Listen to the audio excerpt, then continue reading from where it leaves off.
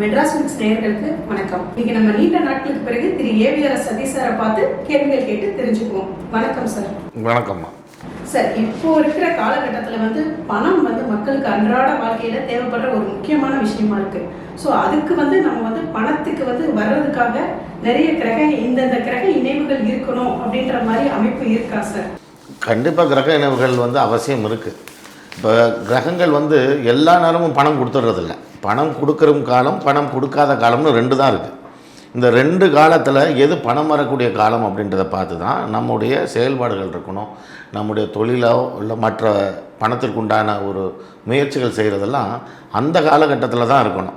இப்போது ஒரு பொருந்தாத ஒரு காலம், பணம் வராத ஒரு காலம்னு வச்சுக்கோங்க.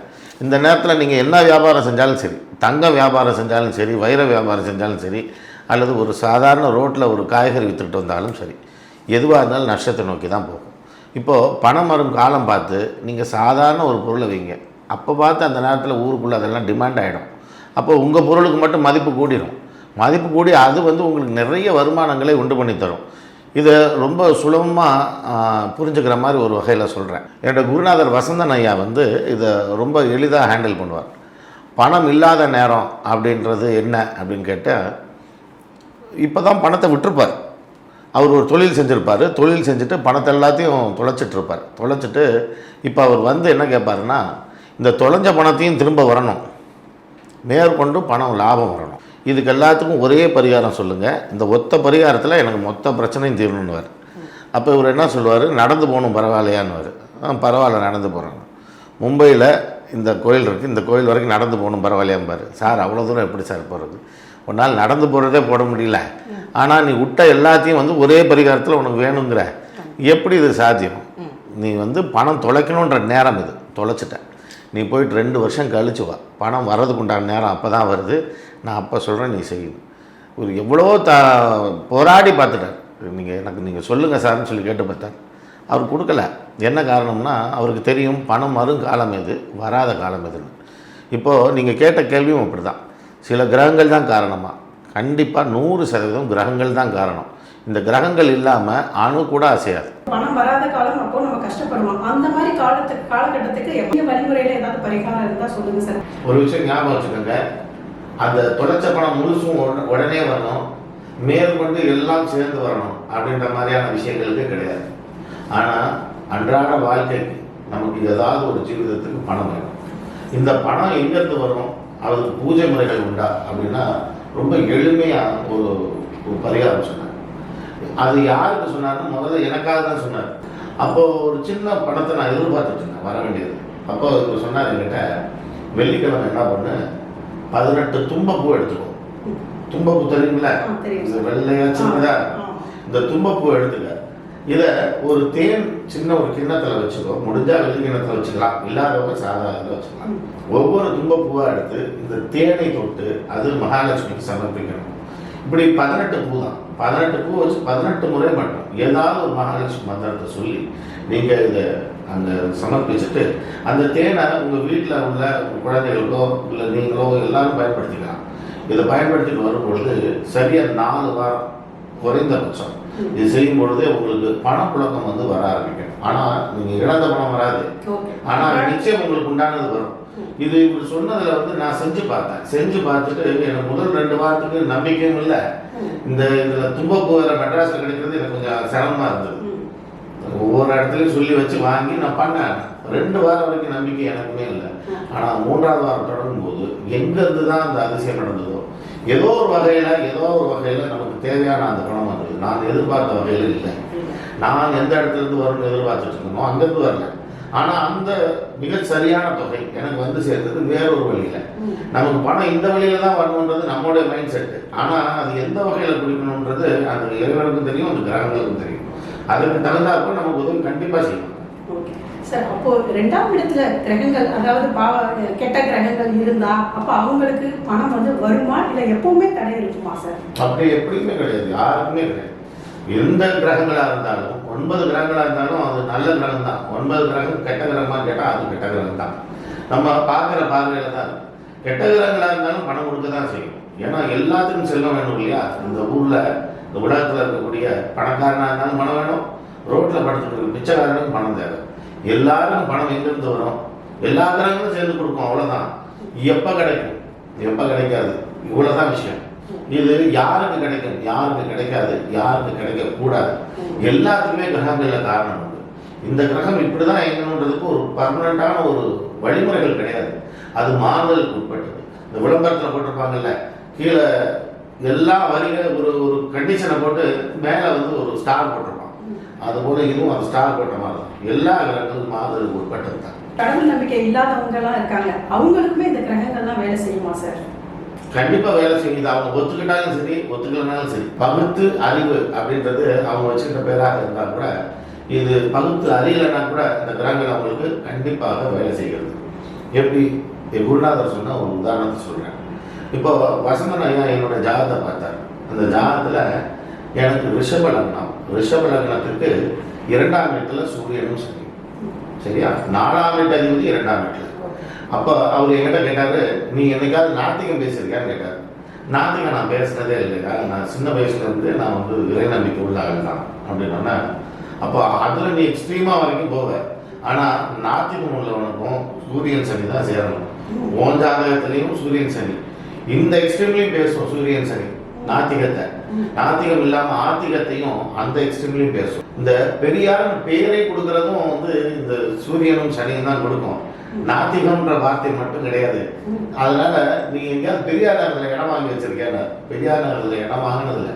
ஆனால் பெரியார் நகரில் இருந்து தான் என்னுடைய தொழில் நான் வந்து ஃபஸ்ட்டு துவங்கினேன். வாடகைக்கு எடுத்துருந்தேங்க அப்படின்னா, நீ பெரியார் நகரில் ஒரு கையளவு இடமாவது வாங்கின பிறகு உங்களுடைய வாழ்க்கை வந்து வேறு விதமாக வளர ஆரம்பிக்கும் அப்படின்னு சொல்லி சொன்னார். ரொம்ப அற்புதமான ஒரு விஷயம் இது. அவர் சொன்னது வந்து ஒரு ஏட்டு சுரங்கா கிடையாது. இதை நான் பயன்படுத்தி பார்த்தா தானே எனக்கு அது உண்மையாக பொய்யான்னு தெரியும். அப்போ எனக்கு ஒரு நண்பர் இருக்கிறாரு, அவர் பேர் சுதார். அவங்க அப்பா வந்து திருச்சியில் சங்கிலி முத்துன்ற பேரில் இருந்தார். அவர் ரொம்ப பிரபலமான எழுத்தர். அவர் மிகப்பெரிய நாத்திகர். அவர் சொல்ல கேள்விப்பட்டிருக்கோம், மிகப்பெரிய நாத்திகர். அப்போ அவருடைய ஜாதகத்தில் சூரியன் சனி இணைவு உண்டு. எப்படிப்பட்ட நாத்திகர் தெரியுங்களா? அவருக்கு வரிசையாக பொம்பளை பிள்ளைங்களாம் பிறந்தது. கடைசியாக ஒரு ஆம்பளை பிள்ளை பிறக்கிற சமயத்தில் இவர் இந்த நாத்திகர்கள் கூட்டம் இருக்கு இல்லையா, அந்த கூட்டத்தை கலந்துக்க போயிட்டு 2 மாதம் கழிச்சு தான் தன்னுடைய ஆண்மகனையே பார்க்க வந்தார். அவ்வளவு வெறி பிடிச்சிருந்தவர் அவர். ஒரு காலகட்டத்துக்கு முன்னால அவர் தினமும் திருச்சியில் கோர்ட்டு பிள்ளையார் கோயில்னு ஒன்று இருக்கு. அந்த கோயிலுக்கு தினமும் காலையில் போயிட்டு வந்த பிறகு தான் காஃபி குடிப்பார். அவர் டிஃபன் சாப்பிட்டாரு அப்படின்னு தெரிஞ்சுக்கிட்டா அவர் நெத்தியில் விபூதி இருக்கும். நம்ம நெத்தியில் இருக்க விபூதியை வச்சே தெரிஞ்சுக்கலாம் ஒரு டிஃபன் சாப்பிட்டாருன்னு சொல்லி. ஏன்னா அந்த கோயிலுக்கு போகாமல் அவர் அதை செய்ய மாட்டார். எப்படி ஒரு இந்த எக்ஸ்ட்ரீமில் இருந்த மனிதர் வந்து அந்த எக்ஸ்ட்ரீமுக்கு வந்தார், இந்த சூரியன் சனியினால தான். ரொம்ப அற்புதமாக வேலை செய்யும். இதில் இன்னொரு பெரிய லாஜிக் பாருங்க. அவங்க அப்பா அவருடைய ஜாதகத்தில் சூரியன் சனி சேர்க்கை உண்டு. அவருடைய மகன் என் ஃப்ரெண்டு சுதார், அந்த சுதார் அவன் ஜாதகத்தில் சூரியன் சனி சேர்க்க. அங்கே பிறந்ததுலேருந்து என்னோட கோயிலுக்கு வருவான். அவனும் அதே தான். அவங்க அப்பா இந்த பக்கம் கோயில் போனாருன்னா அவன் வேற பக்கம் கோயிலில் இருப்பான். மிகப்பெரிய அவன் வந்து ஆத்திகர், அவங்க அப்பா நாத்திகர். இந்த சூரியன் சனின்ற கிரகம் இவனுக்கும் வேலை செய்யும், அவனுக்கும் வேலை செய்யும். மனுஷனாக பிறந்த அனைவருக்கும் வேலை செய்யும். சின்ன ஜீவராசிகளுக்கு கூட வேலை செய்கிறது தான் இந்த கிரகங்கள். இந்த இதுக்கு ஒரு உதாரணம் உண்டு. என்னுடைய குருநாதர் என்ன பண்ணாருன்னா, ஒரு ஜாதகத்தை பார்த்தோன்னு சொன்னார், இந்த குழந்தைக்கு எப்போ சாப்பிட உட்காந்தாலும் தட்டில் வந்து வண்டு வந்து விடுவான்னு கேட்டார். எங்களுக்கெல்லாம் ரொம்ப ஆச்சரியமான விஷயம். என்னன்னா அவங்க என்கிட்ட அந்த விஷயத்த பலமுறை சொல்லியிருக்காங்க. என் மகன் வந்து உட்கார்ந்த உடனே அது எங்கேருந்து தெரியல ஒரு வண்டு விடுது. சூடாக இருக்குது சாப்பாடு. அந்த சாப்பாடை கொண்டு வந்து நாங்கள் பரிமாறப்ப அவன் அப்படி கை வைக்கும்போது ஒரு வண்டை காட்டுறான். இங்கே வண்டு இருக்கு பாருமான்னு காட்டுறான். எங்களுக்கு ரொம்ப முடியலைங்க. இது ஒரு நாள் இல்லை, 2 நாள் இல்லை. அவள் ஏதாவது ஃபுட் பாய்சன் ஆகிட்டோம்னு பயப்படுறோம். அது மேலே ஒரு கூடையை வச்சு நாங்கள் மூடியே வச்சிருக்கோம். அதுக்குன்னு ஒரு கூடை ஒன்று வச்சுருக்கோம். இவளோட சாப்பாடை மூடி வைக்கிறது. மூடி வச்சுட்டு ஓப்பன் பண்ணுறப்ப உள்ள வண்டு இருக்குங்க அப்படிங்கிறாங்க. இப்போ எனக்கு ஆச்சரியம் அது. வண்டு எப்படி சொல்கிறீங்க நீங்கள்? எனக்கு முன்னாடி கேட்கணும் இல்லையா, வண்டு எப்படி இருக்குன்னு நீங்கள் எப்படி சொன்னீங்க அப்படின்னா அவர் சொல்கிறார், போஜன ஸ்தானம்ன்றது 4ஆம் வீடு. சனியும் கேதும் தான் சித்தனாகவும் வருவான், அவன் தான் வண்டாகவும் வருவான். வண்டு ரூபத்தில் வரவன் தான் சித்தர்கள். அப்போ சித்தர்கள் இந்த ரூபத்துலேயும் வருவான்னா அங்கே வண்டாகவும் வருவாங்க. அப்போ சாப்பாடுன்ற இடத்துல 4ஆம் வீட்டோட சனிக்கிற தொடர்பு இருக்குது. சாப்பிட்ற சாப்பாட்டில் எப்போ பாருங்க பூச்சி இருக்குங்கிறார். எனக்கு ரொம்ப ஆச்சரியமானது. நிறைய இடத்துல நம்ம இதை பயன்படுத்தி பார்க்கணும்ல. சனி வந்து கேதுவோட சேர்க்கை விட்டு 4 இருந்தாலுமே நிறைய பேர்கிட்ட கேட்டு பார்த்துருக்கேன். அவங்க சொல்லுவாங்க, சார் ஒரு காலகட்டத்தில் அப்படி இருந்தது சார், இப்போ வர்றதில்லை சார். இப்போ ஏன் வரலன்றதுக்கும் கிரகங்கள் தான் காரணம், அதுக்கும் சில காரணங்கள். சார் அப்போ உலகத்துல நடக்கிற எல்லா நிகழ்வுகளுக்குமே கிரகம் தான் காரணம் அப்படின்றீங்க. இப்போ வந்து ஒரு சிலர் வந்து பணம் வர்றதுக்காகவே வந்து இந்த ஸ்டோன், ஜெம் ஸ்டோன்ல நாங்கள் இந்த ஸ்டோன் போட்டா எங்களுக்கு பணம் வரும் அப்படின்னு சொல்றாங்கன்னு சொல்லி அந்த ஸ்டோனை போடுறாங்க. ஆனா அந்த போட்ட நேரம் வந்து அவங்களுக்கு வந்து பணம் வர மாதிரியும் தெரியல, கஷ்டப்படுறாங்க அதிகமா. ஸோ அது என்ன சார் காரணம்? எப்போ எந்த கல்லை யூஸ் பண்ணோம் அப்படிங்கிறது நம்ம முதல்ல தெரிஞ்சுக்கணும். இப்போ நீங்கள் பிறந்த நேரத்தில் உங்களுக்கு என்ன கலர்மா உனக்கு பிடிக்கணும் ஒரு கலரை சொல்லியிருப்பீங்க. அப்புறம் ஒரு 10-20 வயசுல உனக்கு என்ன கலர்மா பிடிக்கும்னு கேட்டிருந்தா ஒரு கலரை சொல்லியிருப்பீங்க. நீங்கள் குறிப்பிட்ட காலத்தில் நம்மளே ஒரு மெரூன் கலர் ஷர்ட்டாக போட்டுட்ருப்போம். அப்புறம் என்ன நினச்சோமோ தெரியாத இந்த மெரூனை விட்டுருவோம், வேற ஒரு கலர் ஷர்ட் எடுத்து போட ஆரம்பிச்சிடும். இது தற்செயலாக நடந்துதான் நம்ம நினச்சிட்டு இருக்கோம். அப்படி தற்செயலாக நிகழ்றது இல்லை. இப்போ உங்களுக்கு மஞ்சள் நிறம் ரொம்ப பிடிக்கும் அப்படின்னா இந்த நேரத்தில் குருன்ற கிரகம் ரொம்ப வலுவாக இருக்குன்னு அர்த்தம். இப்போ கோச்சாரத்தில் மற்ற பாவகிரகங்கள் நீங்கள் சொல்கிற மாதிரி மற்ற பாவகிரகங்களோட பார்வைக்குள்ள இந்த கிரகம் வரும்போது உங்களுக்கு இயற்கையாகவே அந்த மஞ்சள் நிறத்தை அவாய்ட் பண்ண ஆரம்பிச்சுருவீங்க, வேற ஒரு நிறத்தை பிடிச்சிக்குவீங்க. இது ஒரு நிறத்துக்கே இப்படிதான். அதே தான் இந்த கல்லுக்கும். இந்த கல் வந்து ஒவ்வொன்றும் ஒவ்வொரு கிரகத்துக்காக போடப்பட்டது. நமக்கு இன்னைக்கு அதிர்ஷ்டமா இருக்குன்னு நினைச்சிருப்போம், அதிர்ஷ்டமா தான் இருக்கும். ஆனா கோச்சார கிரகங்கள் மாறிட்டே இருக்கு இல்லையா, அது மாறும் பொழுது வேற ஒரு மோசமான ஒரு கிரகம் மோசமான கண்டிஷன்ல இருந்து பார்க்குறாரு அப்படின்னா அந்த கல்லை இவர் ஒரு பெரிய ஆபத்துலேயே ஒரு விபத்துலேயே சிக்க வைக்கிறதுக்கு போதுமானதாக இருக்கணும். அப்போ முதல்ல உங்களுக்கு ஜோதிடத்தோட அடிப்படை தெரியணும். அந்த நாதம் தெரிஞ்சிருக்கவங்க இதை போடலாம். அல்லது இது காஸ்ட்லி பொருளை நான் வாங்கினா வாழ்க்கை ஃபுல்லாக போட்டிருப்பேன்ற மனநிலையை மாறும். எவ்வளோ காஸ்ட்லியாக இருந்தாலும் நமக்கு தேவைன்னா தான் அது. அப்போது நம்ம இந்த காலகட்டம் வரைக்கும் பயன்படுத்தலாம். இது எந்த காலகட்டம் அப்புறம் ரிமூவ் பண்ணி வச்சுக்கலாம். பழையபடி எந்த காலகட்டத்தில் எடுத்து அணியலாம். இதையும் நீங்கள் ஜோதிடர்கிட்ட கேட்க தோன்றணும். ஒரு ஜோதிடர் சொன்னார், வாங்கி போட்டப்ப நல்லா தான் இருந்தது, ஆனால் இன்னைக்கு ரொம்ப மோசமாக இருக்குது சார். இதெல்லாம் வந்து ஒன்றுத்துக்கு உதவாத பேச்சு. நம்ம தான் பார்த்து நம்முடைய அறிவை உபயோகப்படுத்தி எந்த நேரத்தில் எது வேணுன்றதை முடிவு செய்யணும். சார் இப்போ குரு தான் பணம் கொடுப்பாரு அப்படின்ற மாதிரி எல்லாருமே சொல்றாங்க. இப்போ குரு அப்படின்னால குரு வந்து கணக்காரகன், அவனுக்கு குருவுக்கு வந்து மஞ்சள் நிறம் தான் சொல்றாங்க. அப்போ நம்ம இந்த மஞ்சள் நிறத்தை நம்ம அதிகமா யூஸ் பண்ணும்போது நமக்கு பண வரவு இருக்குமா சார்? அந்த மாதிரி வாய்ப்பு உண்டா? உண்டு, நிறைய உண்டு. தினமும் ஒரு 1/2 கிலோ மஞ்சள் பொடி எடுத்து சாப்பிட்டுட்டே வந்தோம்னா கூட நமக்கு வந்து பணம் நிறைய வரும். அல்லது குருக்கு உண்டானது சந்தனம், உடம்புல சந்தனத்தை பூசிக்கிட்டே நடந்து வந்தாலும் நிறைய பணம் வரும். இந்த மாதிரியெல்லாம் கேட்க தான் நாங்கள் எல்லாம் இந்த மாதிரி எதையாவது சொல்லி வச்சிடறோம். அப்படியெல்லாம் ஒரு கணக்கு கிடையாது. பணத்தை குரு கொடுப்பான், தனக்காரன் உண்டு இல்லை. இப்போ ஒரு இரும்பு வியாபாரி ஒருத்தர் இருக்கான். இரும்பு வியாபாரி ஒரு இரும்பை விற்றா கூட பணம் வருது. அப்போ எல்லா ஒரு பொருட்களுக்கு பின்னாடி ஒரு பணம்ன்ற ஒரு விஷயம் இருக்கு. அந்த பணத்தை கிரியேட் பண்ணுறது வெவ்வேறு பொருட்கள் தான். ஆனால் பணம்ன்றது ஒன்று வருது. மஞ்சள் நிறத்தை மட்டும் உபயோகப்படுத்தினா என்ன பண்ண முடியும்? வெறும் பணத்தை மட்டும் வச்சு பணத்தை மட்டும் சாப்பிட்டுட்டு வாழ்ந்து முடியுமா? பணம்ங்கிறது வேற, இந்த செயல்பாடுகள்ன்றது வேற. இந்த மஞ்சள் நிறத்தை அதிகமாக உபயோகப்படுத்துகிறேன், இது நிறைய இனிப்பை குறிக்கக்கூடிய குரு. டெய்லி ஸ்வீட் சாப்பிட்டுக்கிட்டே இருந்தால் எனக்கு பணம் வருமா? சுகர் வரும், அதுக்கப்புறம் தான் பணம் வரும். அப்போ ஒவ்வொரு விஷயமும் நம்ம அறிவை கொண்டு நம்ம தேவையான அளவில் தான் பயன்படுத்தணுமே தவிர எதையும் அளவு மிஞ்சினா அது விஷம் தான். அதான் சார், இப்போ வந்து இந்த தாரை அப்படின்னு பார்க்கும்போது, தாரா பலன் பார்க்கும்போதே 2வது தாரா வந்து தனதாரை அப்படின்னு சொல்றாங்க. ஸோ என்ன பண்றாங்க அப்படின்னா மக்கள் வந்து அந்த 2வது தாரை நம்ம நட்சத்திரத்துக்கு 2வது நட்சத்திரத்து அன்னைக்கு ஒரு ஸ்வீட் பண்ணி சாப்பிடும்போது பணம் வரும் அப்படின்னு சொல்றாங்க. ஸோ அதையும் நிறைய பேர் கடைபிடிக்கிறாங்க. ஸோ அதுவும் உண்மையா சார்?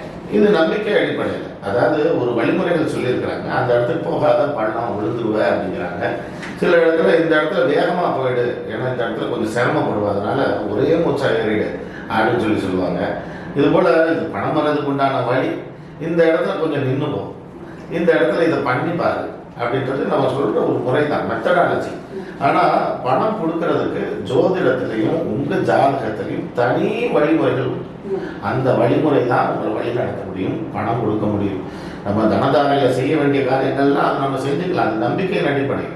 நம்ம எவ்வளோ படிச்சிருக்கிறோம், அதை இதை செயல்படுத்தி பார்ப்போம், பயன்படுத்தி பார்ப்போம், நம்பிக்கையின் அடிப்படை. இதெல்லாம் நம்ம செய்யறது தான். நான் முதல்ல சொன்ன தும்பப்பூ பரிகாரம் இருக்கு இல்லையா, இது நம்பிக்கைக்கு அப்பாற்பட்டது தான். அதாவது ஜோதிடத்துக்கு இது என்ன இது எப்படி இந்த பூவை போட்டா, இந்த தேனை தொட்டு இந்த லக்ஷ்மிக்கு போட்டா எதனால பணம் வருது அப்படின்னு ஒரு யோசனை எனக்கு வரும் இல்லையா, பொதுவாக வரும் இல்லையா. அப்படி வரும் பொழுது இந்த பூக்கள் எல்லாமே செவ்வாயும் சுக்கிரனும் தான். நல்லா தெரிஞ்சுக்கோங்க, இந்த பூக்கள் எல்லாமே செவ்வாயும் சுக்கிரனும் தான். இந்த செவ்வாயும் சுக்கிரனும் தேன்ற இனிப்புல தொட்டு போடும் பொழுது அந்த தேன் வந்து குருவாயிடுறார். இப்போ இந்த 3 கிரகங்களும் செவ்வாயும் சுக்கிரனும் குருவும், இந்த 3 கிரகங்களும் சேர்த்து தான் உங்களுக்கு பணத்தை வர வைக்குது. யாரு மகாலட்சுமின்னு சொல்ற பணத்தை செல்வத்தை அடையாளமாக கொண்ட இறைவன் முன்னாடி படைக்கும் பொழுது அந்த ஒரே சிந்தனையாக ஒரே நிலையாக இந்த பணம்ன்ற ஒரு விஷயத்தை நினைச்சு நீங்க பூஜை செய்யும் பொழுது அந்த பணம் உங்களை நோக்கி கொஞ்சமா அது அசைந்து வருது. அவ்வளவுதான். இப்ப இந்த தும்பப்பூ பரிகாரம் உங்களுக்கு மேஜிக் மாதிரி தெரிஞ்சா கூட மேஜிக் கிடையாது, அதுவுமே பிளானட்ஸ் தான். சும்மா எங்கேயுமே எங்க இருந்தும் பிளானட் இல்லாம வராது. இது எல்லாமே அதுக்குள்ளதான் நம்ம அணுக வேண்டியது.